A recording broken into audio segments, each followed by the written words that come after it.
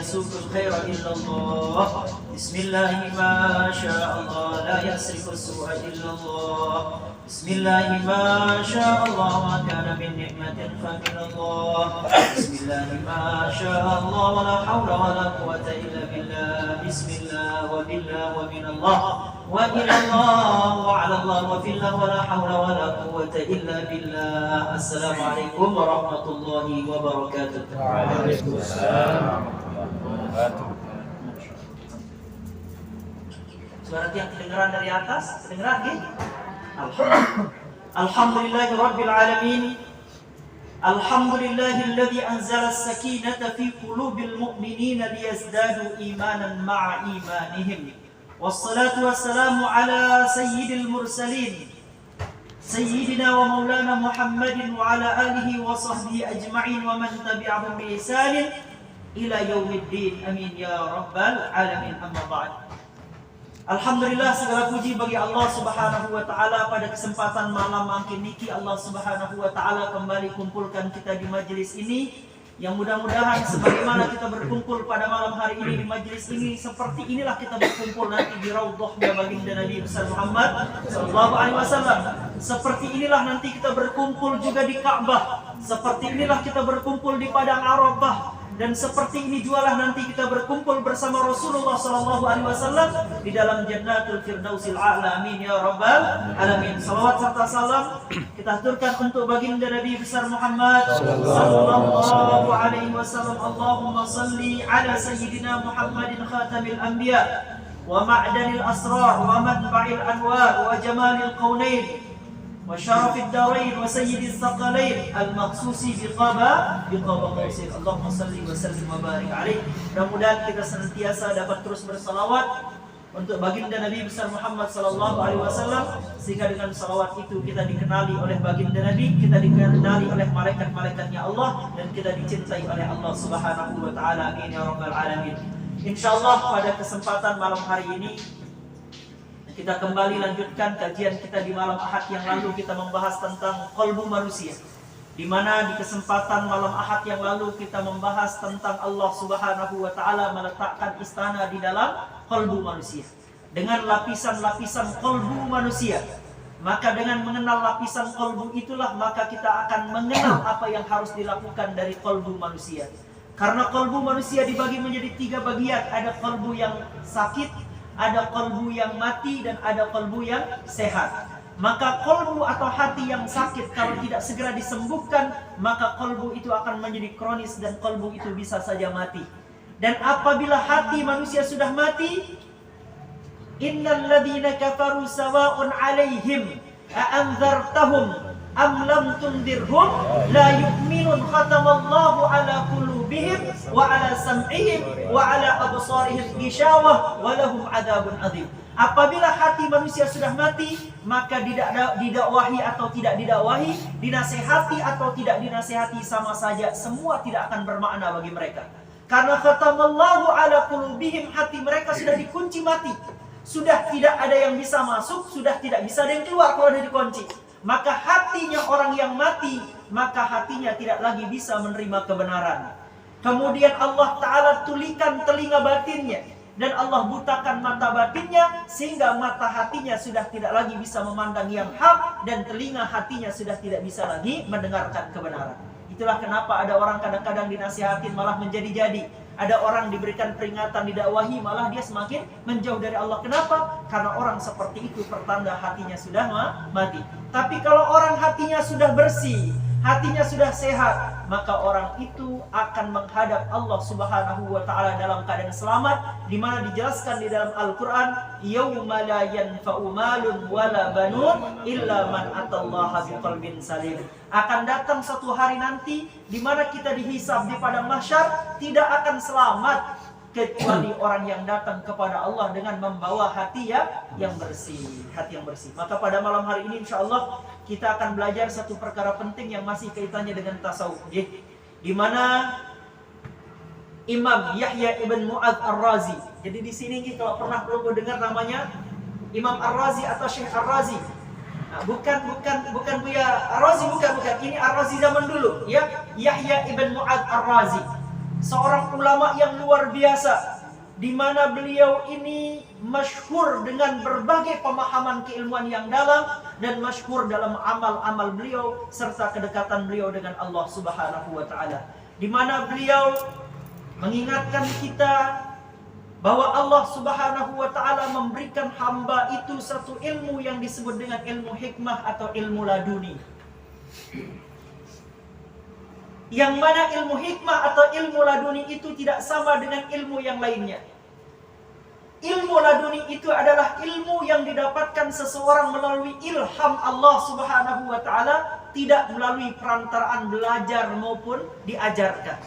Jadi yang disebut dengan ilmu laduni adalah ilmu yang tertancap dalam kalbu seseorang. Allah kirimkan ilmu itu dengan ilhamnya Allah Ta'ala. Paham? Tidak melalui proses dia belajar, tidak melalui proses dia membaca, tidak melalui proses makhluk, tapi yang langsung menanamkan chip ilmu itu ke dalam kalbunya adalah Allah. Maka itulah yang dinamakan ilmu laduni atau ilmu hikmah, di mana Allah Ta'ala memberikan para nabi, para rasul. Bahkan ada satu orang khusus yang disebutkan oleh Allah Ta'ala di dalam Al-Quran. Kalau kita baca surah Al-Kahfi, di sana ada kisah tentang Nabi Musa dengan seseorang yang bernama Khidir, yang mana Allah Subhanahu wa taala berikan kepadanya satu ilmu, yang mana ilmu itu dinamakan dengan ilmu laduni, karena disebutkan dalam Al-Quran, min ladunni ilma, aku berikan ke dalam kalbunya Khidir itu ilmu yang datang dariku. Ingin mendapatkan ilmu tanpa belajar, tanpa capek-capek dapat ilmu. Ingin misalnya ketika ada masalah, solusinya diberikan oleh Allah Ta'ala berupa ilham ke dalam kalbu kita. Ketika ada bahaya, Allah peringatkan ke dalam kalbu kita.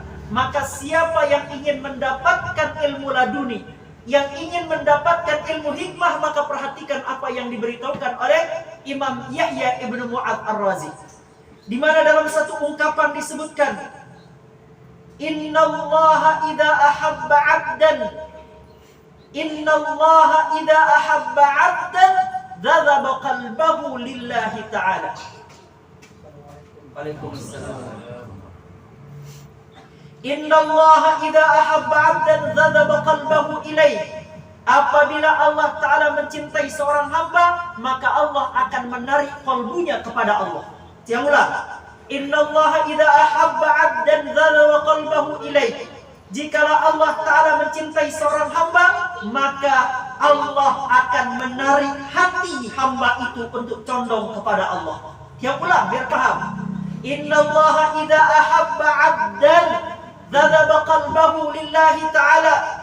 Apabila Allah telah mencintai seorang hamba, maka hatinya akan disibukkan, akan ditarik, akan dicondongkan kepada Allah. Hatinya akan sibuk dengan Allah Subhanahu wa taala.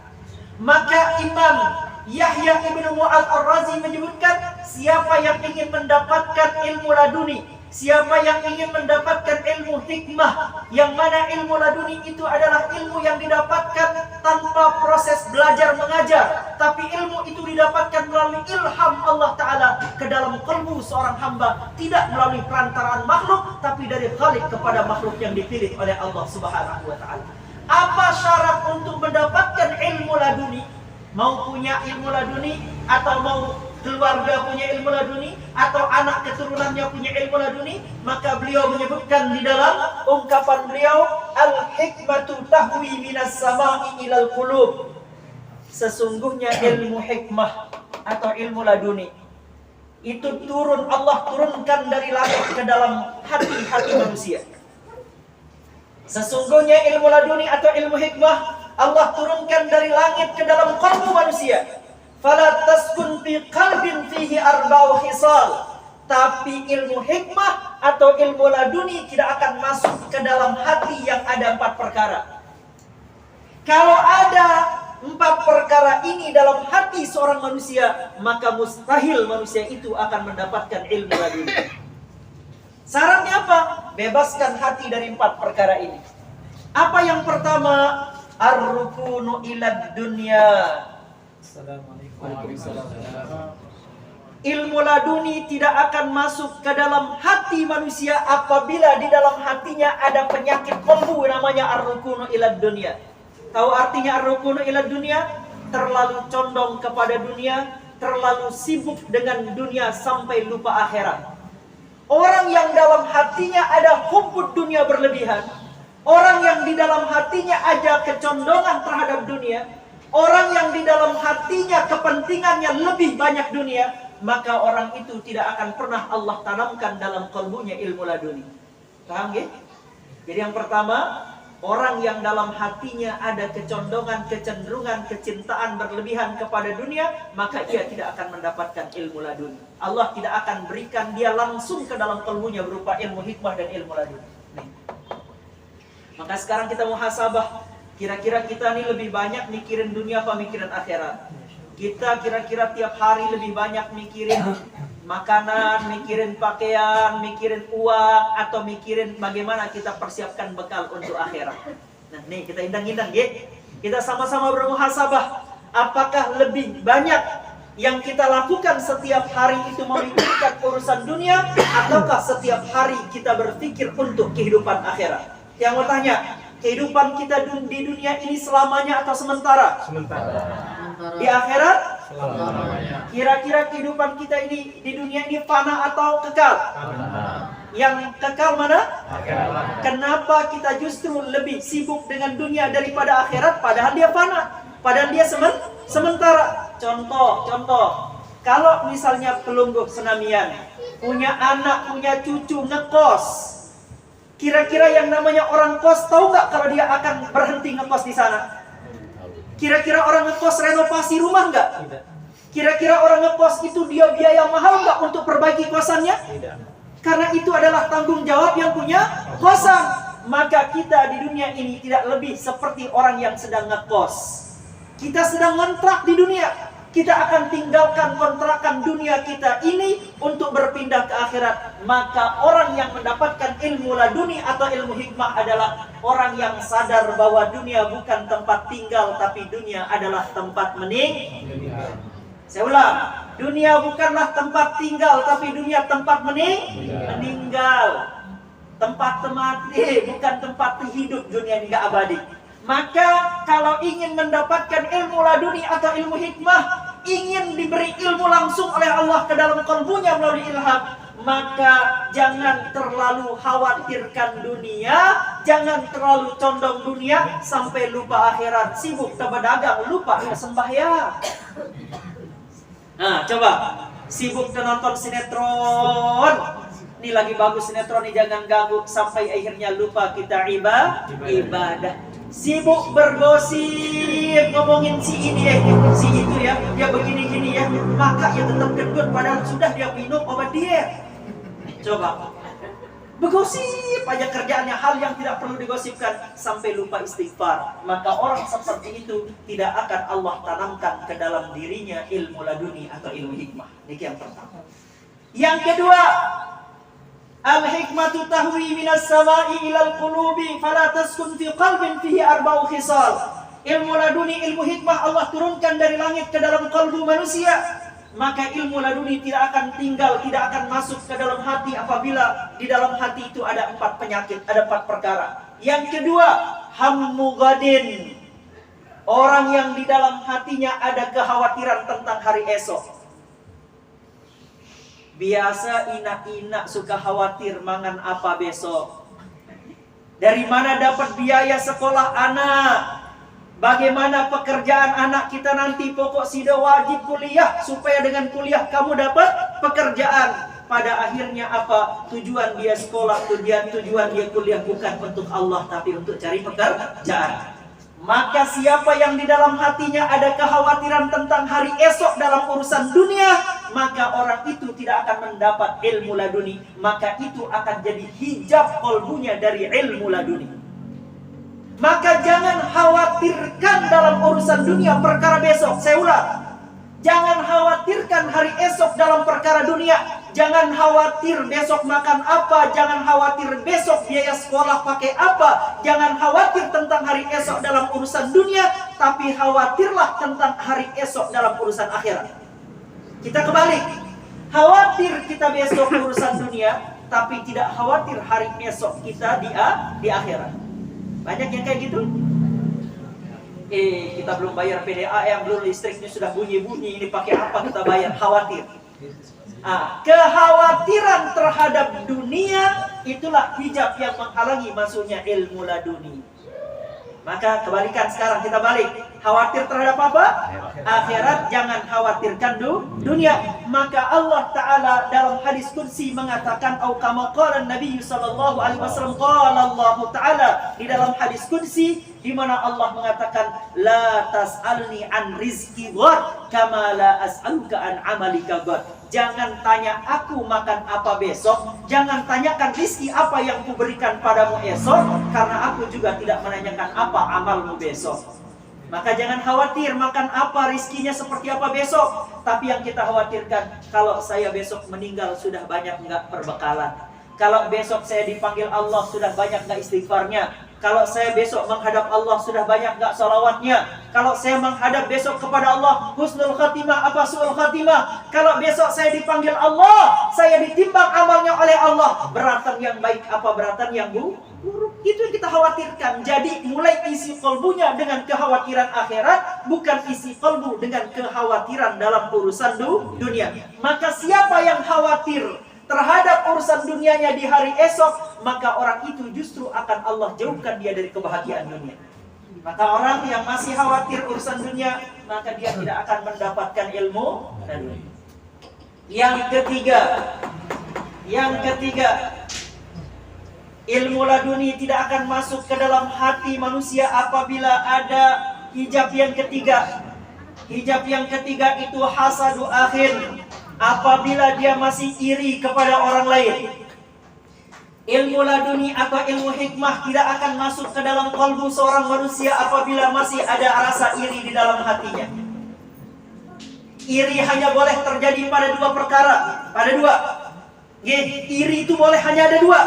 Tidak boleh pada selain itu. Yang pertama, iri pada orang yang diberikan harta oleh Allah, lalu orang itu banyak berinfak, banyak sedekah di jalan Allah, boleh kita iri.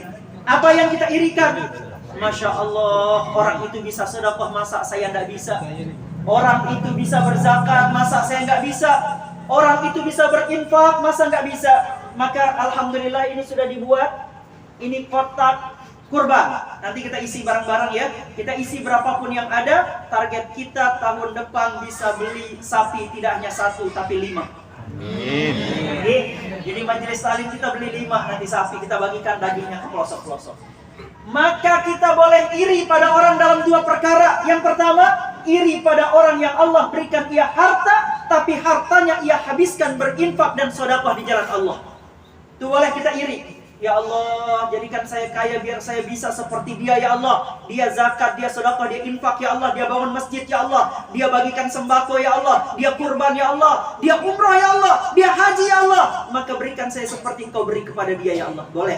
Ya. Yang kedua, kita boleh iri kepada orang, yaitu orang yang Allah Ta'ala berikan ilmu, yang Allah berikan hikmah, yang Allah berikan Al-Quran kepadanya, lalu ia kemudian habiskan waktunya untuk mengamalkan ilmu itu dan untuk membaca Al-Quran. Boleh kita iri. Ya Allah, bacaan orang itu bagus ya Allah. Ya Allah, siang dan malam orang itu membaca Al-Quran. Dia mendapatkan syafaat Al-Quran nanti di padang mahsyar ya Allah. Saya ingin seperti dia ya Allah. Maka boleh kita iri pada dua hal tersebut dan memohon kepada Allah untuk dijadikan supaya kita diberikan nikmat seperti dua orang tersebut. Tapi iri dalam hal yang lain tidak boleh. Hasadu akhin, karena arti hasad itu adalah ingin menghancurkan atau menghilangkan nikmat orang lain. Karena orang hasad itu, apabila orang sudah terjangkiti penyakit hasad, maka penyakit itu akan berubah menjadi SMS. Ya enggak? Senang melihat orang susah, susah melihat orang senang. Apabila ada hasad, iri, dengki dalam hati seseorang, ia silik doang kita dengan bahagia. Ia sakit lihat orang bahagia, dia bahagia lihat orang lain sakit. Berarti ada iri dalam hati. Maka itu yang kita bebaskan. Jangan ada dalam hati kita, nggak boleh. Kita senang kalau orang senang, kita susah kalau orang susah. Karena apa? Karena orang beriman satu dengan yang lainnya bagikan satu tubuh. Apabila satu sakit, semua merasakan sakit. Makanya kalau kita dengar kabar ada satu orang susah, maka kita jenguk, kita bantu orang yang susah tersebut. Nah, ini bukti kalau kita tidak hasad. Maka hijab yang ketiga yang menghalangi kalbu mendapatkan ilmu laduni adalah adanya iri hati di dalam kalbu seseorang. Kemudian yang keempat, kalau ada hijab yang keempat, penyakit keempat dalam hati manusia, maka ia akan terhalang dari ilmu laduni. Apa penyakit yang keempat? Hubbu syarafin. Hubbu syarafin itu adalah senang dengan sanjungan orang lain, senang dengan puji-pujian orang lain, senang dengan popularitas bahasa kita sekarang. Makanya sekarang ini banyak orang mencari popularitas, bahkan tidak dengan yang positif, dia manfaatkan hal-hal negatif. Sekarang ada orang, ini saya kasih contoh yang lagi viral, dia mendesain seperti apa, kemudian dia menikah dengan lelaki bule, dibuat dia kayak Barbie segala macam. Itu semua kita dijebak untuk kemudian menjadikan dia populer. Gak usah dibahas, gak usah dilihat, gak usah ditonton. Biarkan dia ciptakan panggungnya sendiri. Gak usah jadikan dia sebagai trending topic, gak usah jadikan dia pembahasan. Karena memang dia menginginkan popularitas, bahkan dia ridho, rela populer dengan cara yang diharamkan Allah. Sekarang orang sudah tidak peduli. Orang tidak peduli. Orang rela telanjang untuk populer. Orang rela jual diri untuk populer. Orang rela melakukan yang haram untuk populer. Makan daging babi, baca bismillah, langsung viral. Sekarang itu banyak terjadi. Dan orang seperti itu Allah jauhkan dia tidak akan mencium bau surga kalau dia tidak segera bertaubat. Bagaimana taubatnya? Kalau ada video-video yang sudah beredar, maka taubatnya adalah supaya dosa jariahnya putus. Maka dia harus hilangkan semua video yang pernah ditonton oleh manusia, karena dari sana mengalir dosa jariahnya. Berat nggak? Berat. Kalau dia bisa hilangkan semua foto dan video yang pernah dia upload misalnya. Nah, maka manusia kalau di dalam hatinya cinta hubbu syarafin, senang dipuji, senang popularitas, senang dengan hal itu, maka orang itu akan terhijab dari ilmu laduni dan ilmu hikmah. Nah, ini kita harus waspada. Saya bikin video kemarin, judulnya adalah doa penakluk. Saya nggak menyangka doa itu sampai ke luar negeri, sampai semua minta dijazahkan. Tidak bermaksud untuk viral, tapi ternyata video itu kemudian viral. Padahal saya videonya sama kambing, bukan sama artis. Coba. Nah, jadi tadi ya, kalau seandainya dalam hati seseorang hubbu syarafin, cinta pujian, yang akhirnya kemudian menjadikan ia menghalalkan segala cara untuk mendapatkan pujian makhluk, maka orang itu tidak akan mendapatkan ilmu laduni. Nah, saya ulang, ada 4 berarti hijab tinggi. Yang pertama Nabi, cinta dunia, terlalu cinta dunia, terlalu bergantung pada dunia. Dia narak dunia mati wah, gitu kan. Nah, ini bahaya. Ini bahaya nih orang seperti ini. Dia narak dunia, tidak ibadah, tidak ada beras, tidak sholat, tidak ada uang, tidak ibadah dia. Maka orang seperti ini adalah orang terhijab. Yang kedua, orang yang khawatir hari esok dalam urusan dunia. Siapa yang khawatir hari esok dalam urusan dunia, dia akan terhijab dari ilmu laduni. Yang ketiga, siapa yang iri, hasad, dengki pada orang lain, maka dia akan terhijab dari ilmu laduni. Yang keempat, siapa yang cinta puji-pujian makhluk, lalu kemudian ia menghalalkan segala cara untuk mendapatkan itu, maka dia juga akan menjadi orang yang terhalang dari mendapatkan ilmu laduni. Wal iyazubillah. Nah, jadi niki syarat supaya kita mendapatkan ilmu laduni, maka bersihkan qalbu kita dari 4 hijab tersebut. Sambil kita latihan riyadhah. Yang namanya riyadhah latihan. Bagaimana cara latihan? Mulai sekarang latihan banyak puasa sunnah. Karena puasa sunnah bisa menekan syahwat, bisa menekan nafsu. Nafsu maksudnya ini bukan hanya nafsu berhubungan, bukan. Tapi yang dimaksudkan dengan nafsu itu adalah kecenderungan manusia terhadap dunia, itu namanya nafsu. Kecenderungan manusia untuk mengejar dunia itu namanya nafsu syahwat. Jadi syahwat itu kalau di bahasa Indonesia artinya hubungan suami istri. Tapi kalau dalam Al-Quran yang disebut dengan syahwat adalah kecenderungan manusia terhadap dunia, itu namanya syahwat. Makanya ayat Al-Quran menyebutkan Zuyyina linnasi hubbu syahawati minan nisa wal banin wal qanatiril muqantarati minadh dhahabi wal fiddah wal khairil musawwamati wal an'ami wal hars. Nah, itu namanya syahwat. maka kalau kita puasa, kita bisa menekan segenap keinginan kita terhadap urusan dunia. Tekan. Apalagi latihannya?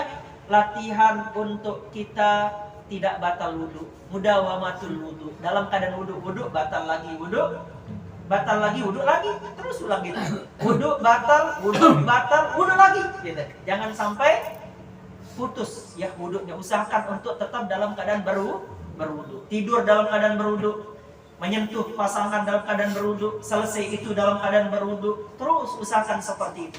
Kemudian yang ketiga apa yang kita latih? Yang kita latih adalah qalbu kita. Mulai kita isi qalbu kita dengan kebaikan-kebaikan dan kita hindarkan qalbu kita dari segala macam keburukan. Qanaah, merasa cukup dengan Allah ya. Sudah waktunya jualan ditutup dulu dah, kita sholat dulu, kita ibadah dulu. Kita anterin anak sekolah, kita anterin anak ngaji, tutup dagangan, nenek berdagang sampai lupa ibadah. Jangan bisnis sampai lupakan Allah. Jangan kejar dunia sampai lupa pencipta dunia. Jangan nyari rezeki aja pikirannya lupa kepada zat yang memberikan rezeki. Ini banyak manusia seperti itu ya. Maka siapa yang mampu untuk mengamalkan tadi amalan tersebut, lalu dia bersihkan kalbunya dari hijab-hijab ini, maka insya Allah Allah akan berikan padanya ilmu hikmah atau ilmu laduni. Wallahu a'lam bishawab. Nah, giring sila kalau ada hal-hal yang perlu ditambahkan atau kita diskusikan atau yang perlu dicurhatkan, giring sila. Ya, demikian. Assalamualaikum warahmatullahi wabarakatuh. Warahmatullahi wabarakatuh. Waalaikumsalam warahmatullahi wabarakatuh. Di dalam Al-Quran sering kita dengar nama seseorang disebut, yaitu tokoh Luqman Al-Hakim. Betul. Berarti Al-Hakim itu artinya ahli hikmah. Apakah beliau juga termasuk yang mendapatkan karunia Allah berupa ilmu laduni atau bagaimana? Yang kedua, ini yang tidak akan diberikan ilmu laduni adalah bagian keempat, hubbu syarafin. Dalam bahasa Sasak itu ada, kita dengar lokajum. Apakah lokajum ini termasuk hubbu syarafin? Terima kasih. Nabi bahasa tadi? Lokajum katanya dengar. Kajuman. Nah, jadi tadi terkait dengan nama salah seorang yang disebutkan di dalam Al-Quran, bahkan dinamakan dengan nama, menjadi nama surah, yaitu surah Luqman. Ya, surah Luqman itu adalah nama seseorang. Para ulama beda pendapat, apakah Luqman itu wali Allah ataukah Luqman itu adalah nabi. Bahkan ada yang menyebutkan beliau adalah seorang nabi. Jadi Luqman itu adalah orang yang jenis kulitnya hitam, badannya pendek, dia jenis orang Afrika. Ya, Luqman itu diberikan gelar oleh Allah Ta'ala Al-Hakim karena dia adalah seorang hamba Allah yang soleh, yang Allah juga berikan kepadanya ilmu laduni atau ilmu hikmah. Maka gelar di akhirnya adalah Luqman Al-Hakim. Nama aslinya Luqman Al-Hakim adalah gelar yang Allah berikan kepadanya karena di dalam dirinya Allah telah berikan dia ilmu hikmah. Allah beritahukan dia rahasia-rahasia kejadian. Kalau misalnya terjadi sesuatu, apa hikmahnya, itu Allah berikan kepada Luqman. Sehingga Luqman Al-Hakim selalu berhusnuzan kepada Allah. Orang yang diberi ilmu hikmah itu akan tinggi husnuzannya kepada Allah, karena ia tahu apa yang menimpa orang beriman pasti kebaikan. Maka kalau ada musibah menimpa orang beriman, maka itu adalah cara Allah menjauhkan orang beriman dari musibah yang lebih besar. Maka Luqman Al-Hakim diberi gelar Al-Hakim karena ia adalah hamba Allah yang mendapatkan ilmu laduni atau ilmu hikmah. Termasuk Nabi Khidir alaihissalam, itu adalah nabi yang diberikan oleh Allah Ta'ala ilmu hikmah atau ilmu laduni. Sehingga suatu ketika Nabi Musa alaihissalam itu ditanya oleh salah seorang kaumnya Nabi Musa. Kaum Nabi Musa ini adalah kaum yang banyak nanya. Sehingga suatu ketika Nabi Musa ditanya oleh kaumnya, "Hei Nabiullah Musa, siapakah orang yang paling pintar?" katanya. Maka Nabi Musa alaihissalam mencari siapa yang lebih pintar dari dia. Dia cari ke depan, gak ada orang. Kanan, kiri, depan, belakang, bingung Nabi Musa menjawab pertanyaan itu, siapa yang lebih pintar. Maka karena tidak ketemu orang yang lebih pintar, dah Nabi Musa Rasul, Nabi Musa itu Nabi, Nabi Musa itu dapat gelar Ulul Azmi, Nabi Musa itu Nabi yang diberikan kitab. Nabi Musa diberikan banyak mukjizat, nggak hanya tongkat, tapi pukulan Nabi Musa bisa mematikan. Bahkan dari tangannya keluar cahaya, bahkan dari jarinya ini bisa mengeluarkan mata air. Itu Nabi Musa alaihissalam, saking banyak kelebihannya, mukjizatnya. Bahkan mukjizat Nabi Musa itu adalah kalimullah, bisa berbicara langsung dengan Allah. Maka Nabi Musa nyari yang lebih pintar dari yang nggak ada rasanya. Akhirnya Nabi Musa katakan, saya, kata Nabi Musa. Coba, saya yang paling pintar, kata Nabi Musa. Akhirnya Allah Ta'ala kirimkan malaikat Jibril menegur Nabi Musa alaihissalam untuk mengantarkan Nabi Musa kepada orang yang lebih pintar daripada Nabi Musa. Maka apa kata malaikat Jibril? Wahai Nabiullah Musa, maukah aku bawa engkau kepada seorang hamba Allah yang lebih pintar dari engkau? Maka Nabi Musa mengatakan, tentu aku mau dan aku akan belajar padanya. Akhirnya berangkatlah Nabi Musa bertemu dengan orang tadi, membawa seorang murid namanya Yusha bin Nun.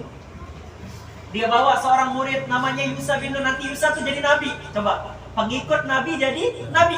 Siapa yang setia kepada nabi itu bisa jadi nabi. Maka akhirnya dia mengikuti nabi sampai menginap, makan ikan setengah.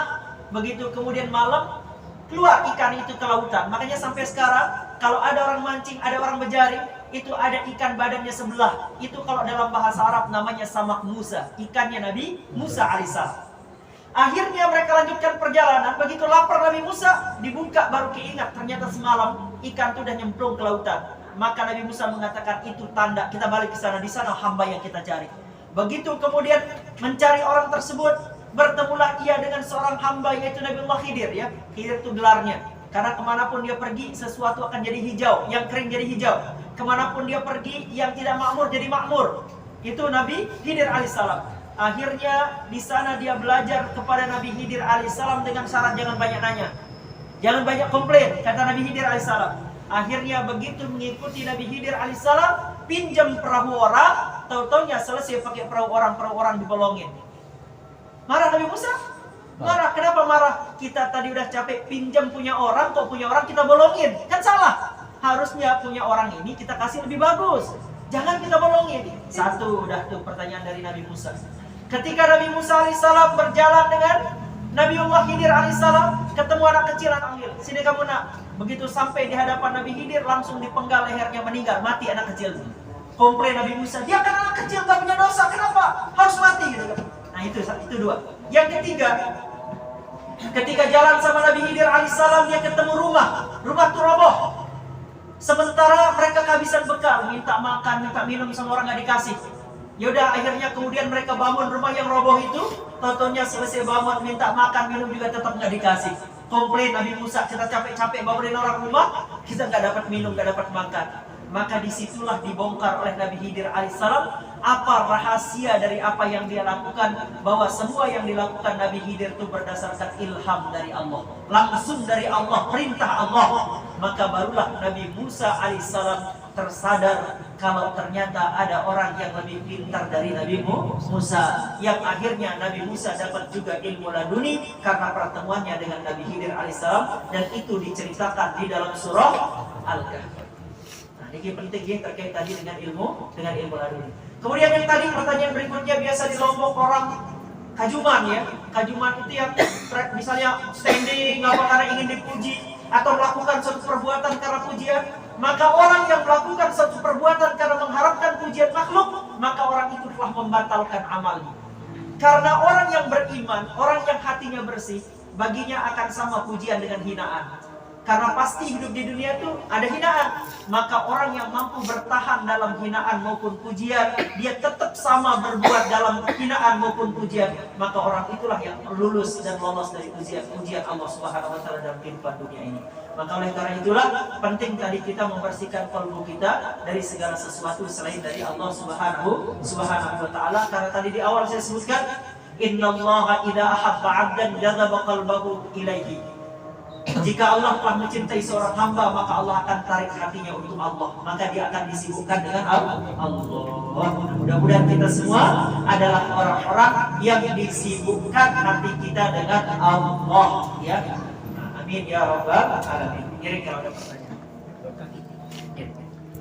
mengenai kelanjutan dari Nabi Khidir. Jadi banyak juga para ustadz yang bilang Nabi Khidir sebenarnya masih hidup. Iya. Ya, sedangkan Nabi Muhammad adalah khatamul anbiya wal mursalin. Nah, pertanyaannya apakah relevan? Relevan, mantap. Antara pernyataan dari Ustaz atau Kiai itu yang menyatakan Nabi Khidir masih hidup. Masya Allah ya. Ini pertanyaan bagus, mohon diperhatikan. Ini penting sekali. Pertanyaannya adalah apakah betul Nabi Khidir alaihissalam masih hidup? Karena ada perbedaan pendapat. Ada yang mengatakan Nabi Khidir nggak hidup, ada yang mengatakan Nabi Khidir masih hidup.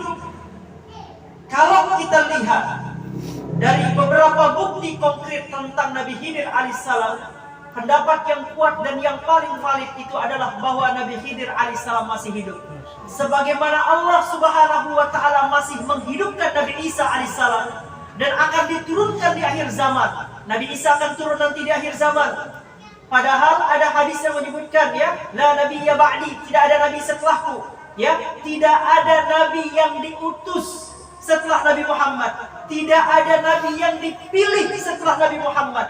Jadi Nabi Muhammad adalah nabi terakhir.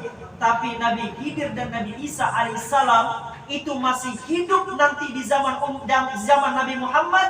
Dia bertugas sebagai umat Nabi Muhammad, bukan bertugas sebagai nabi di dalam risalah Nabi Muhammad.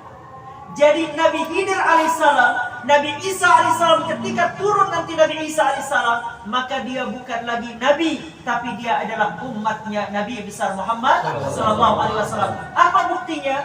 Ketika bertemu dengan Imam Mahdi di waktu melaksanakan salat subuh, dia turun di bawah di sayapnya malaikat, lalu begitu diturunkan persisnya sedang melaksanakan salat subuh, maka pada saat itu Imam Mahdi mempersilahkan Nabi Isa jadi imam, tapi Nabi Isa nggak mau. Kamu jadi imam, silakan. Akhirnya Imam Mahdi jadi imam. Kenapa dan apa alasannya? Karena Nabi Isa alaihissalam pada saat itu statusnya bukan sebagai nabi, tapi sebagai umat Nabi besar Muhammad sallallahu alaihi wasallam. Maka Nabi Khidir masih hidup sebagaimana hidupnya Nabi Isa alaihissalam.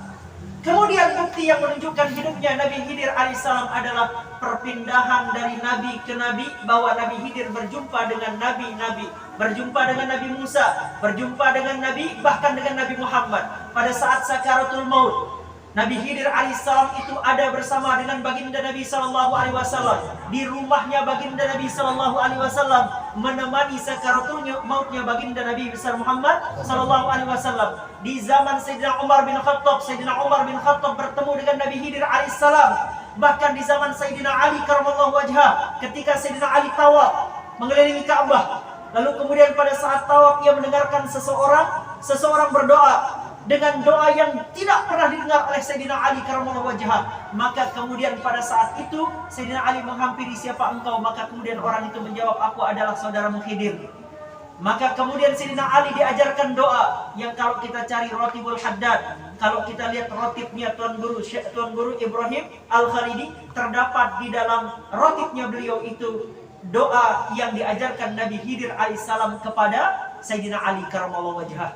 Di zaman setelah itu juga banyak para ulama, contoh Imam Abu Hanifah. Ketika Imam Abu Hanifah mengajar di majelis ilmunya, tiba-tiba ada orang yang datang menjadi salah satu hadirin yang hadir menyaksikan majelisnya, dan itu adalah Nabi Khidir alaihissalam. Dan banyak aulia-aulia Allah Subhanahu wa taala yang bertemu dengan Nabi Khidir alaihissalam. Bahkan ada satu amalan yang diajarkan kepada salah seorang wali Allah yang ia terima dari Nabi Khidir alaihissalam. Ya latifan bi khalqi, ya aliman bi khalqi, ya khabiran bi khalqi, ultub bi ya latif ya alim ya khabir. Itu adalah amalan Nabi Khidir yang diijazahkan kepada seorang wali Allah Subhanahu wa taala.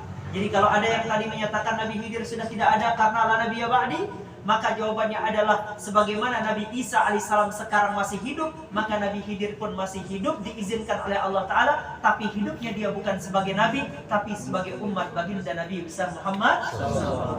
Sampai di sini sampun paham ya? Alhamdulillah. Giring satu lagi.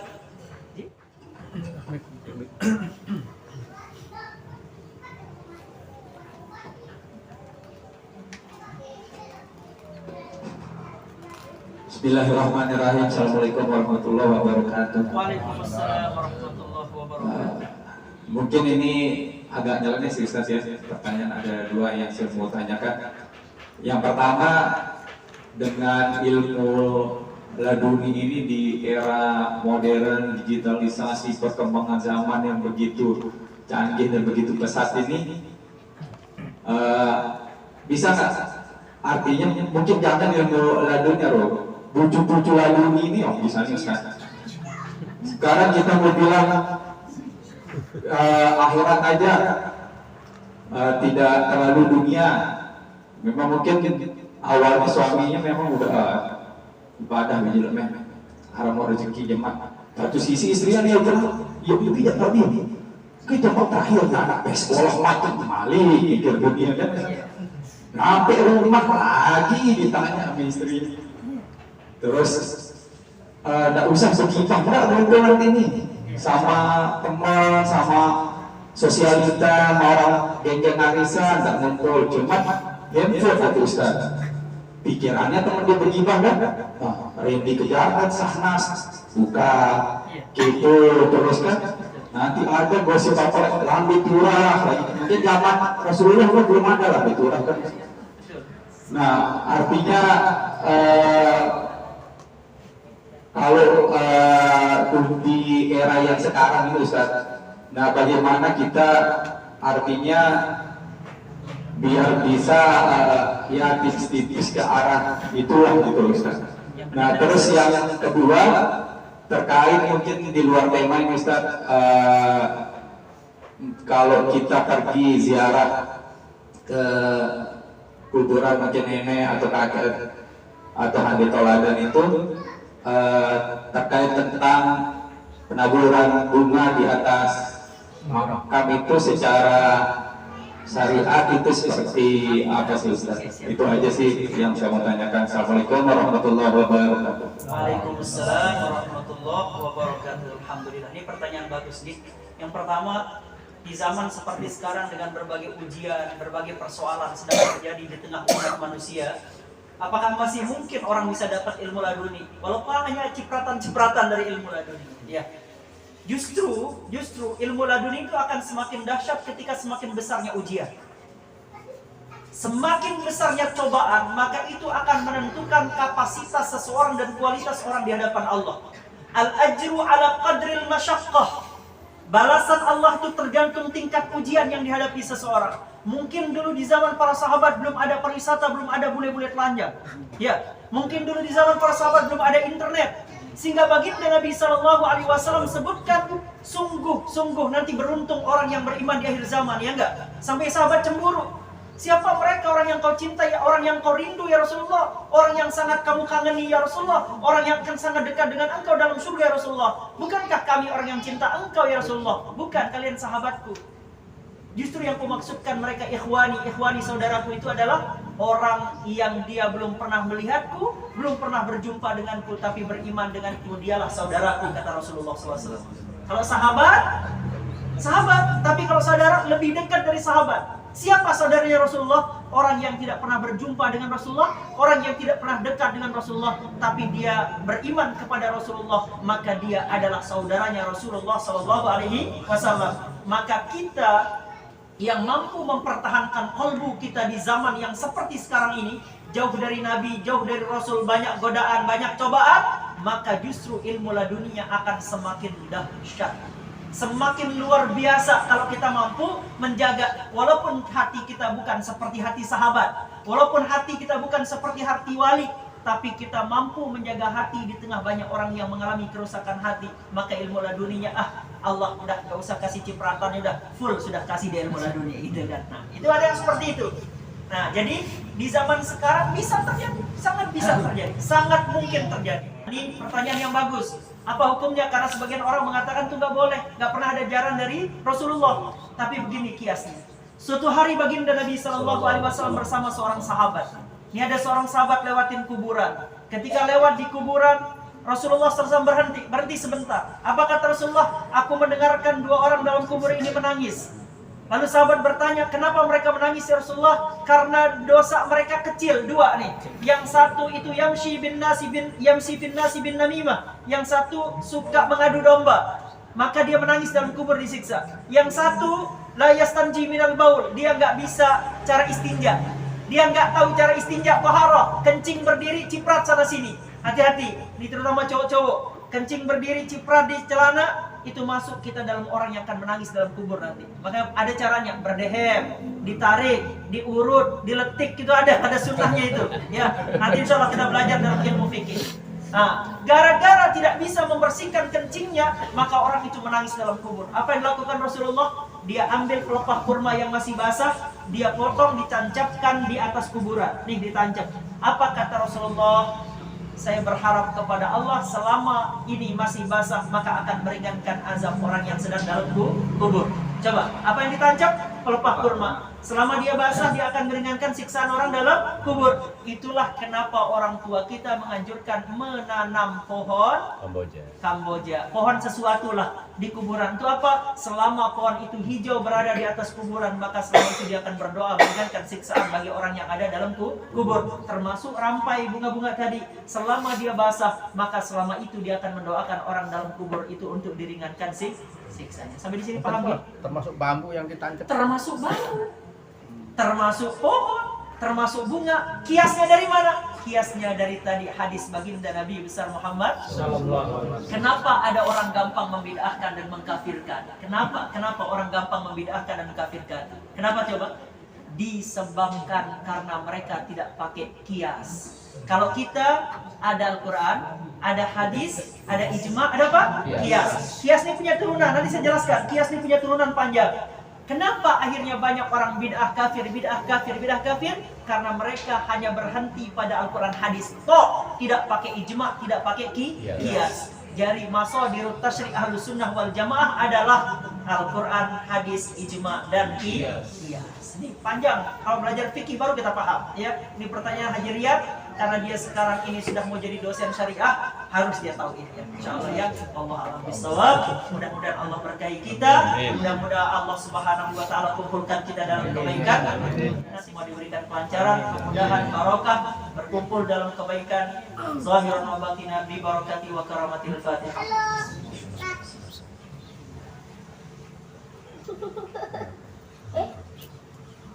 Aku qouli hadza hadanallahu iyyakum ajma'in ila sabilil muhtadin. Wassalamualaikum warahmatullahi wabarakatuh.